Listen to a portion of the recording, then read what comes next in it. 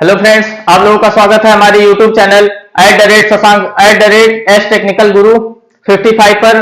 और आज math series second के बारे में हम लोग बात करेंगे, जिसमें नंबर सिस्टम के बारे में हम आज बताएंगे। जबकि पहला क्वेश्चन हमारा ये है जो परसेंटेज का है, और आरआरबी में रेलवे का सबसे फेवरेट क्वेश्चन है। और आपके सामने जो क्वेश्चन लिखा है वो बहुत बार रिपीटेड क्वेश्चन है। कैसे सॉल्व करते हैं, इसका दो तरीका है, एक लॉन्ग ट्रिक है, एक शॉर्ट ट्रिक है। देखिए, आपको हम क्वेश्चन बताने की कोशिश करते हैं। जब क्वेश्चन ये है, जब किसी वस्तु के 6 टुकड़े को 5 रुपए में खरीदा जाता है और 5 टुकड़ों को 6 रुपए में बेचा जाता है, तो लाभ प्रतिशत कितना होगा। तो इसका पहला लाइन क्या है, वस्तु 6 टुकड़े, वस्तु को के 6 टुकड़े को कितने रुपए में, 5 रुपए में वस्तु को। अब आगे इसी प्रकार एक टुकड़े का निकाल लेंगे। एक टुकड़े की लागत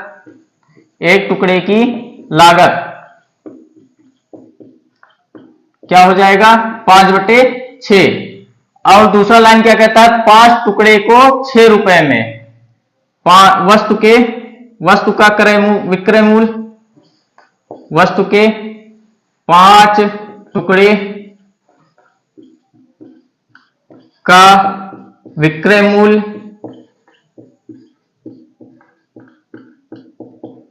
कितना है, 6 रुपए। इसी प्रकार एक टुकड़े का विक्रय मूल्य कितना हो जाएगा,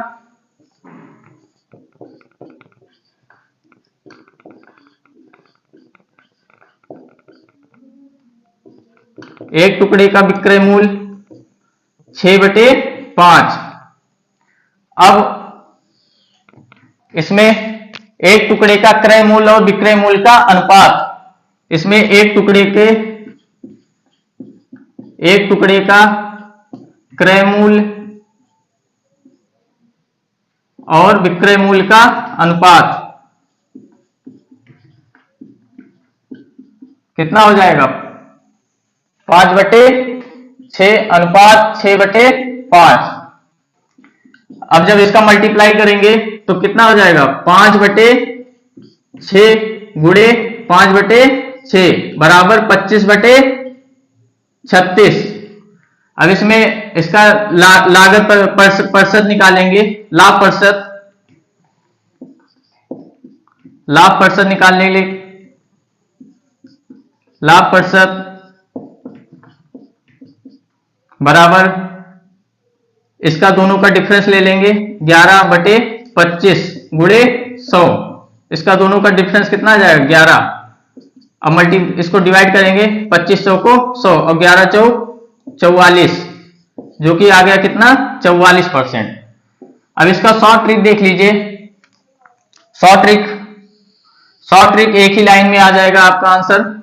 शॉर्ट ट्रिक ये है कि जब 6 टुकड़े को 5 रुपए में और 5 टुकड़े को 6 रुपए में बेचते हैं, तो इन दोनों का बस अनुपात ही लेना है। इन दोनों का अनुपात ले लीजिए, 6 टुकड़े और 5 टुकड़े का, 5 टुकड़े का और 6 टुकड़े का अनुपात 6/5, और ये ठीक है ना। अब इन दोनों का डिवाइड करके मल्टीप्लाई करेंगे तो 5/6 गुणे 5/6 हो जाएगा, जो कि आ जाएगा 25/36। अब इन दोनों का डिफरेंस ले लीजिए, कितना आ गया, 11। और लाभ प्रतिशत कितना हो जाएगा, 11/25 गुणे 100। प्रतिशत में निकालने के लिए हम किसी चीज को मल्टीप्लाई करते हैं, तो 25 गुणे 100 यानी 25 को 100 से डिवाइड करें तो 4, 11 चौक 44% आ गया, जो कि हमारा आंसर है। अब इसके आगे हम नंबर सिस्टम के बारे में बात करते हैं। आपके सामने जो क्वेश्चन लिखा हुआ है वो रेलवे का सबसे फेवरेट क्वेश्चन है और रिपीटेड क्वेश्चन है। देखिए, क्वेश्चन लिखा है, 6 अंकों वाली संख्याएं 47xy5, 125 से विभाज्य है, ऐसी कितनी 6 अंकों वाली संख्याएं है। तो इसको करने के लिए पहली बात तो हमें पता होना चाहिए कि जो 5 डिवाइड कब करेगा, जब 5 लास्ट की 2 डिजिट संख्याएं जो है 5 से डिवाइड होंगी। लास्ट की 2 डिजिट संख्याएं 5 से डिवाइड, और 5 का स्क्वायर यानी 25। 25 कब डिवाइड करेगा? जब लास्ट की कोई भी लास्ट की 3 संख्याएं डिवाइड होंगी। लास्ट की 3 संख्याएं डिवाइड होंगी। इसी प्रकार 125 कब डिवाइड करेगा? जब लास्ट की तीनों संख्याएं क्या होंगी?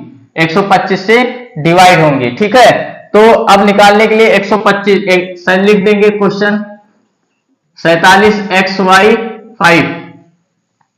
125 से इसको डिवाइड करेंगे 125 से, तो कितना? पहली बात तो यहां पर अगर 125 लिख दिए, यहां पर अगर 125 लिखेंगे तो कट जाएगा। 250 लिखेंगे 300, 250 से नहीं कटेगा, 375, फिर 625 आ जाएगा। दो छोड़ कर करेंगे 625 आ जाएगा। उसके बाद फिर आ जाएगा 875, यानी कितनी संख्या होंगी? 1, 2, 3 और 4। कितनी संख्याएं? 6 अंकों वाली कितनी संख्याएं होंगी? 4। यही हमारा आंसर है। इसके आगे हम बात करेंगे, इसी प्रकार आगे क्वेश्चन है नंबर सिस्टम का। 2 क्रमागत धनात्मक पूर्णांकों का गुणनफल 650 है। यदि इन 2 पूर्णांकों में से छोटे को x द्वारा दर्शाया जाता है, तो नीचे दिए गए विकल्पों में से कौन सा x का मान ज्ञात करने के लिए समीकरण होगा? आपको ये 4 ऑप्शन दिए गए हैं। अब इसको ज्ञात करने के लिए अगर ऐसे ज्ञात करेंगे तो आप लोगों को नहीं समझ में आएगा। हम इसका तरीका बताते हैं। 2 क्रमागत धनात्मक पूर्णांकों का गुणनफल। क्रमागत संख्याएं कब होती हैं? जैसे कि 2, उसके बाद क्या आएगा? 3, 5, उसके बाद क्या आएगा? 6। इसी प्रकार 2 क्रमागत धनात्मक पूर्णांकों का गुणनफल। क्या सबसे छोटी संख्या क्या है? x। आपको सबसे छोटी संख्या दिया गया है x, तो इसके बाद क्या आ जाएगा? 2 के बाद क्या आ रहा है? 3। इट मीन्स x + 1 हो जाएगा। ठीक है, अब इन दोनों का गुणनफल क्या है? 650।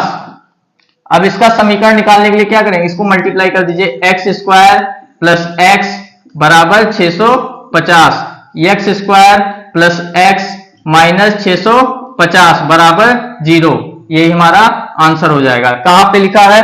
x² - x - 650 बराबर 0। यही हमारा आंसर हो जाएगा। इसके आगे इसी प्रकार आगे क्वेश्चन है। जब एक संख्या 234 से विभाजित होती है तो शेषफल 36 बचता है। उस संख्या को 13 से विभाजित करने पर शेषफल क्या होगा? ऑप्शन दिया गया है A 6, B 9, C 10 और D 11। अगर इसको ऐसे x मानकर करेंगे तो आप लोगों को नहीं समझ में आएगा और क्वेश्चन गलत कर देंगे। अब हम जो बताते हैं जैसे उस टाइप से करिए। जब एक संख्या 234 से विभाजित होती है उसको मान लेते हैं n। ठीक है, कौन सी संख्या है? n। किससे डिवाइड होता है? 234 से। 234 से भाग दिया जाता है और कितना शेषफल आता है? 36। उसी संख्या को यानी कि n को, उसी संख्या को 13 से भाग देंगे तो कितना शेषफल आएगा? अब देखिए हमें क्या चेक करना है? हमें यह चेक करना है कि क्या 13 जो है 234 को विभाजित कर देता है कि नहीं, मतलब गुणनखंड है कि नहीं है। तो 13 को 234 से जब डिवाइड करेंगे, करिए 234, 13 एकम 13, यहां 0 आ गया, 104 और 13 9 107, 13 8 104 डिवाइड हो रहा है।